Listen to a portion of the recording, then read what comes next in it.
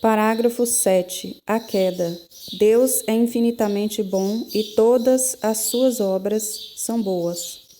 Todavia, ninguém escapa à experiência do sofrimento, dos males existentes na natureza que aparecem ligados às limitações próprias das criaturas e, sobretudo, à questão do mal moral. De onde vem o mal? Eu perguntava de onde vem o mal e não encontrava saída. Diz Santo Agostinho, sua própria busca sofrida não encontrará saída, a não ser em sua conversão ao Deus vivo. Efetivamente, o mistério da iniquidade. 2 Tessalonicenses 2, 7. Só se explica à luz do mistério da piedade. A revelação do amor divino em Cristo manifestou, ao mesmo tempo, a extensão do mal e a superabundância da graça. Precisamos, pois, abordar a questão da origem do mal, fixando o olhar de nossa fé naquele que somente ele é o vencedor do mal. Onde o pecado abundou, a graça superabundou. A realidade do pecado. O pecado está presente na história do homem. Seria inútil tentar ignorá-lo ou dar a esta realidade obscura outros nomes. Para tentarmos compreender o que é o pecado, é preciso, antes de tudo, reconhecer a ligação profunda do homem com Deus. Pois, fora desta relação, o mal do pecado não é desmascarado em sua verdadeira identidade de recusa e de oposição a Deus. Embora continue a pesar sobre a vida do homem e sobre a história, a realidade do pecado, e mais particularmente a do pecado das origens, só é entendida à luz da revelação divina. Sem o conhecimento de Deus que ela nos dá, não se pode reconhecer com clareza o pecado, e somos tentados a explicá-lo unicamente como falta de crescimento, como fraqueza psicológica, como um erro, como consequência inevitável de uma estrutura social inadequada, etc. Somente à luz do desígnio de Deus sobre o homem compreende-se que o pecado é um abuso da liberdade que Deus dá às pessoas criadas para que possam amá-lo e amar-se mutuamente. O pecado original, uma verdade essencial da fé.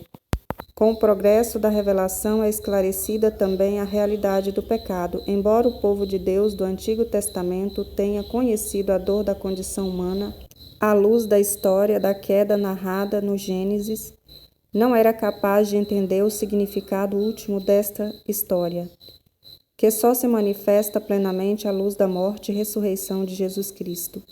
É preciso conhecer a Cristo como fonte da graça para conhecer Adão como fonte do pecado.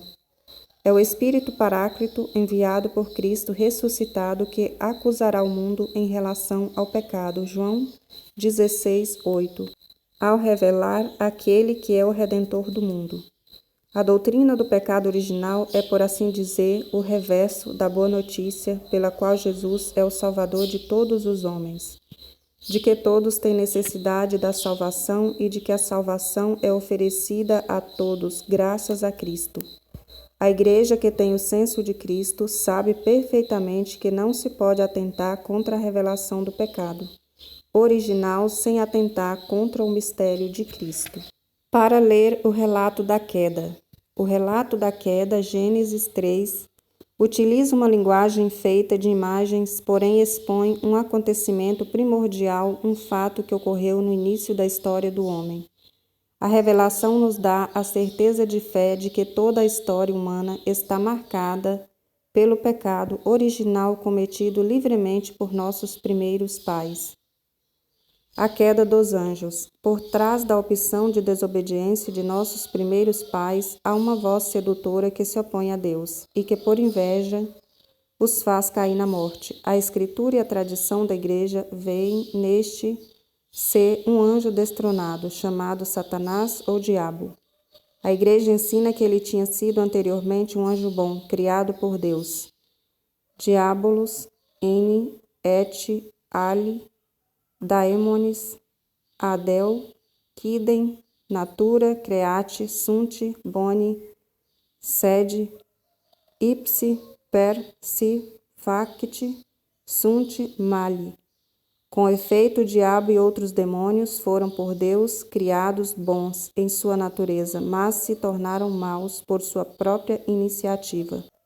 A Escritura fala de um pecado desses anjos. Esta queda consiste na opção livre desses espíritos criados, que rejeitaram radical e irrevogavelmente Deus e seu reino.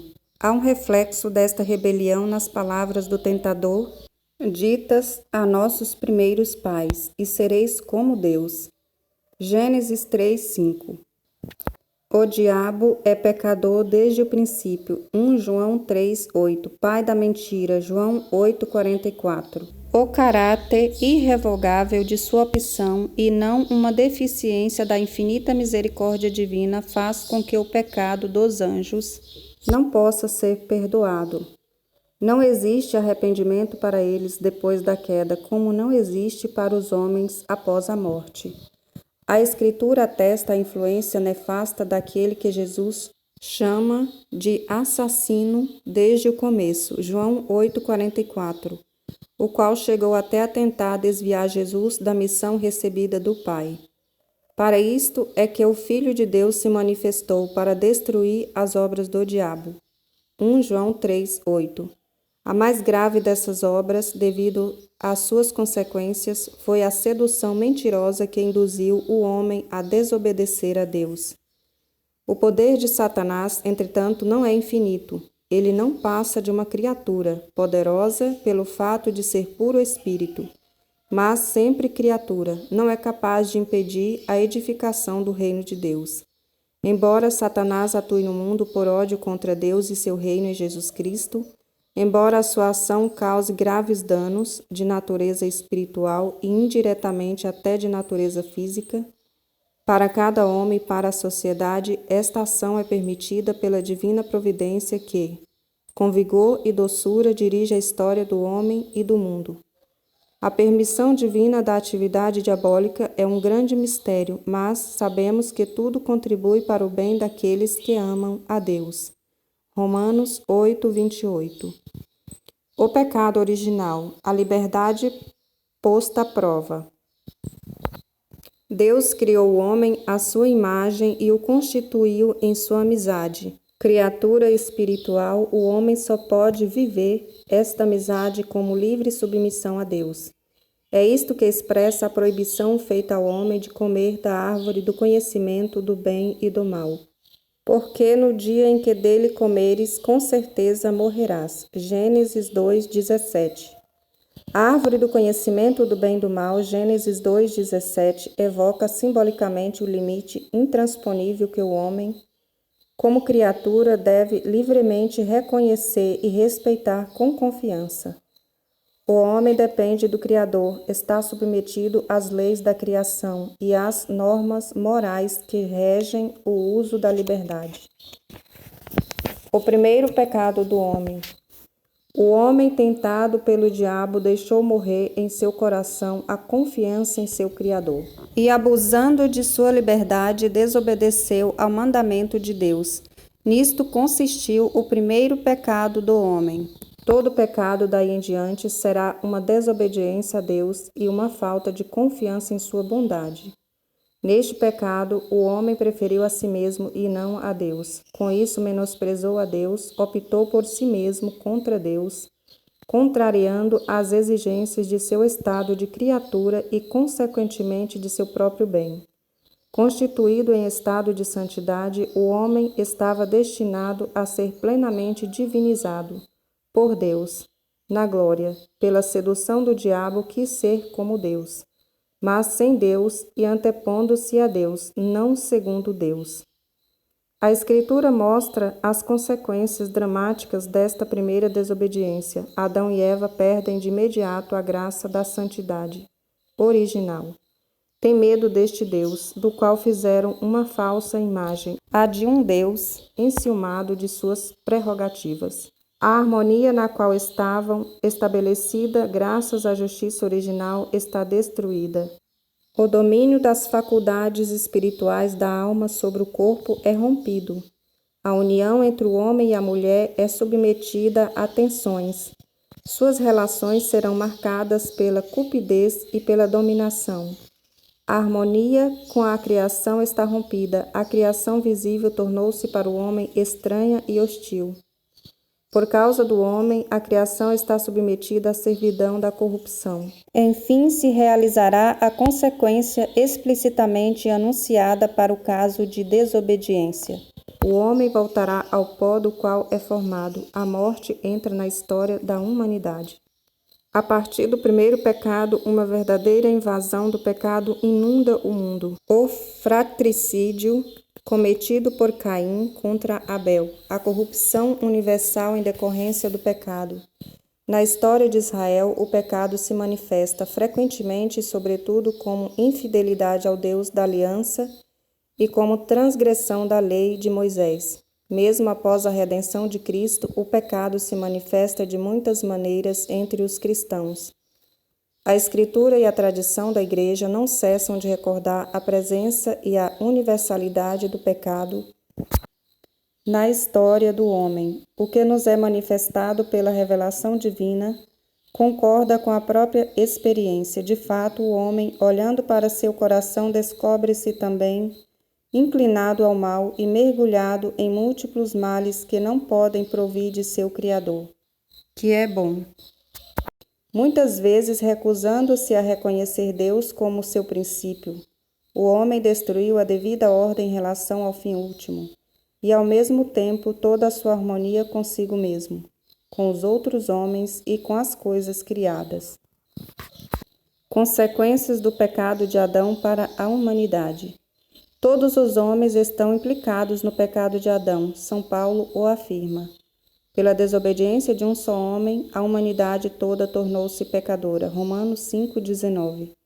Pois como o pecado entrou no mundo por um só homem e por meio do pecado a morte, e a morte passou para todos os homens, porque todos pecaram.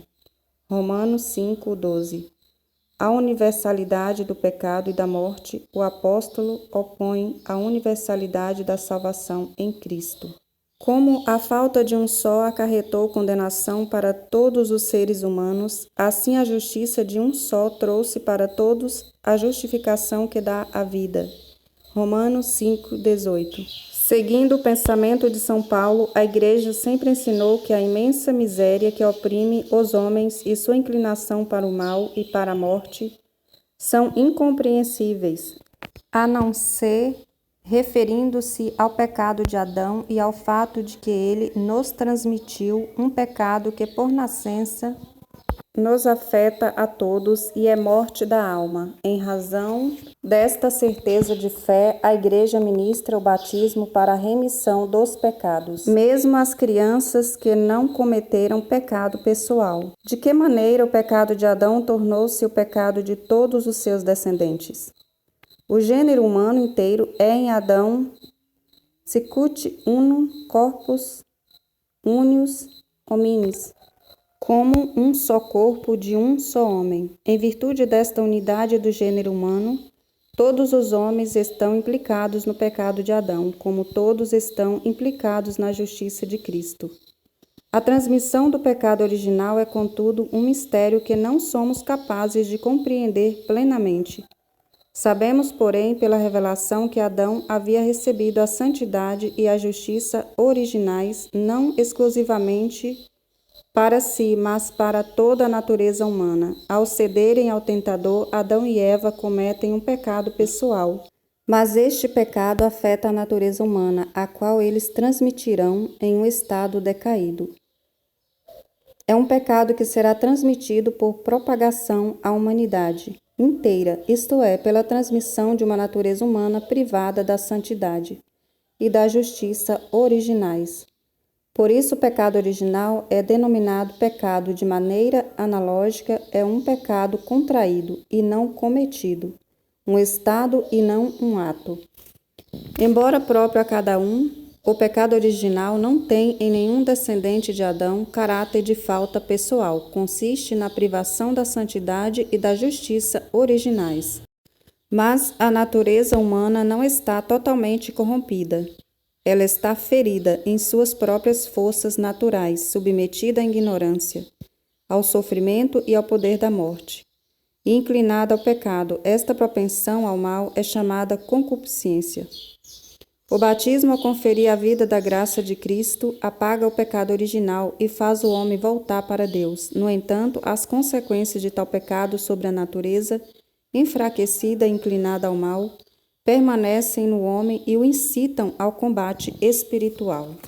A doutrina da Igreja sobre a transmissão do pecado original adquiriu precisão, sobretudo no século V, em especial sob o impulso da reflexão de Santo Agostinho contra o pelagianismo e no século XVI, em oposição à reforma protestante. Pelágio sustentava que o homem podia, pela força natural de sua vontade livre, sem a ajuda necessária da graça de Deus, levar uma vida moralmente boa.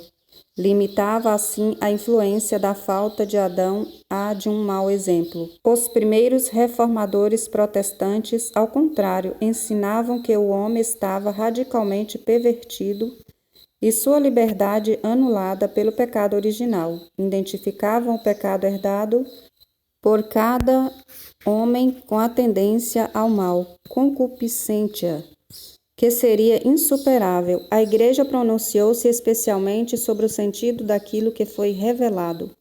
No tocante ao pecado original, no segundo concílio de Orange, em 529, e no concílio de Trento, em 1546.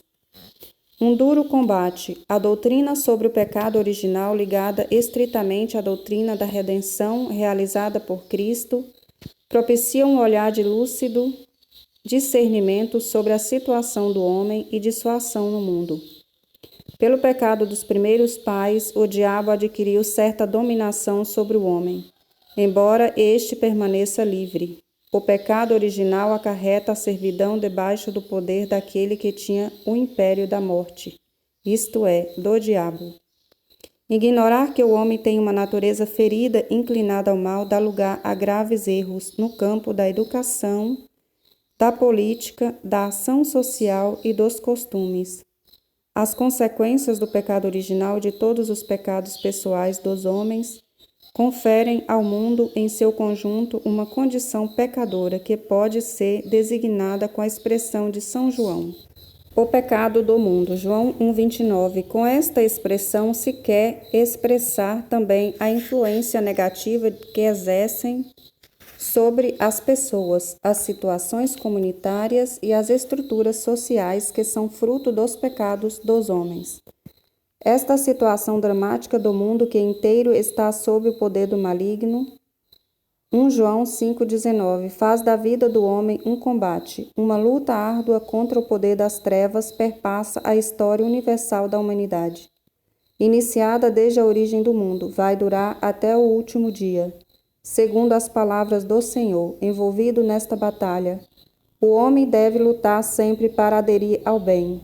Ele não pode alcançar sua unidade interior senão com grandes esforços e com o auxílio da graça de Deus. Não o abandonaste ao poder da morte.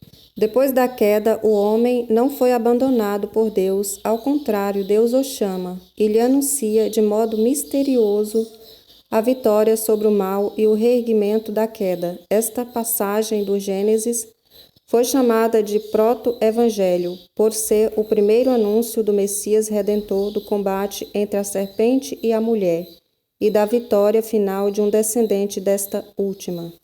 A tradição cristã vê nesta passagem um anúncio do novo Adão, que por sua obediência até a morte e morte de cruz, Filipenses 2:8, repara com superabundância a desobediência de Adão. Além disso, numerosos padres e doutores da Igreja veem na mulher anunciada no proto-evangelho a mãe de Cristo, Maria, como nova Eva. Foi ela que primeiro e de forma única se beneficiou da vitória sobre o pecado conquistada por Cristo. Ela foi preservada de toda mancha do pecado original e durante toda a vida terrestre, por graça especial de Deus, não cometeu nenhuma espécie de pecado. Porque, no entanto, Deus não impediu o primeiro homem de pecar. São Leão Magno responde: a graça inefável de Cristo deu-nos bens melhores do que aqueles que a inveja do demônio nos havia subtraído. Santo Tomás de Aquino nada obsta a que a natureza humana tenha sido destinada a um fim mais elevado após o pecado. Com efeito, Deus permite que os males aconteçam para tirar deles um bem maior. Donde a palavra de São Paulo, onde, porém, se multiplicou o pecado, a graça transbordou. Romanos 5:20. E o canto do Exultet, ó feliz culpa que mereceu tal e tão grande Redentor. Resumindo, Deus não fez a morte, nem se alegra com a perdição dos vivos. Foi por inveja do diabo que a morte entrou no mundo. Sabedoria 1:13. 2:24. Satanás ou o diabo, bem como os demais demônios, são anjos decaídos por terem se recusado livremente a servir a Deus e a seu desígnio. Sua opção contra Deus é definitiva. Eles tentam associar o homem à sua revolta contra Deus. Constituído por Deus em estado de justiça, o homem, instigado pelo maligno, desde o início da história, abusou da própria liberdade. Levantou-se contra Deus, desejando atingir seu objetivo fora dele. Por seu pecado, Adão, na qualidade de primeiro homem, perdeu a santidade e a justiça originais que havia recebido de Deus não somente para si, mas para todos os seres humanos. A sua descendência, Adão e Eva, transmitiram a natureza humana ferida por seu primeiro pecado. Portanto, privada da santidade e da justiça originais, esta privação é denominada pecado original. Em consequência do pecado original, a natureza humana está enfraquecida em suas forças, submetida à ignorância, ao sofrimento, à dominação da morte, inclinada ao pecado, inclinação chamada de concupiscência. Afirmamos, portanto, com o Concílio de Trento, que o pecado original é transmitido com a natureza humana, não por imitação, mas por propagação, e que ele é, portanto, próprio de cada um. A vitória sobre o pecado conseguida por Cristo deu-nos bens melhores do que aqueles que o pecado nos havia tirado. Onde se multiplicou o pecado, a graça transbordou. Romanos 5:20. Segundo a fé dos cristãos, este mundo foi criado e conservado pelo amor do Criador. Certamente este mundo foi colocado sob a escravidão do pecado. Mas Cristo, crucificado e ressuscitado, quebrou o poder do maligno e libertou o mundo. Louvado seja nosso Senhor Jesus Cristo, para sempre seja louvado. Amém.